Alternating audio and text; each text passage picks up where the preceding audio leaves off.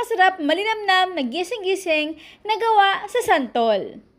Okay, so bumili ako dito ng 1 kilong santol at syempre bago natin ito kainin ay kailangan na malinis ito ng mabuti. Ang kakailangan lang natin talaga dito yung pinaka-cover ng santol. Lagyan natin ng asin ng tubig para talaga namang malinis at mahugasan ito ng maigi. So nakikita nyo dito, 2 beses natin yan huhugasan. Pigain natin ito ng maigi, then set it aside.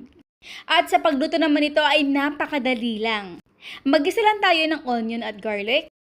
Then, ilagay na natin dito yung ating 1/4 na baboy. Kahit chicken, okay na naman din yun. Then, yung ating mga pampalasa. Palambutin ito ha, kaya nalagay ako ng tubig para syempre mapalambot yung ating baboy. Then, ayan guys, ito na. Ilagay na natin yung ating santol at syempre yung ating gata, 400 ml.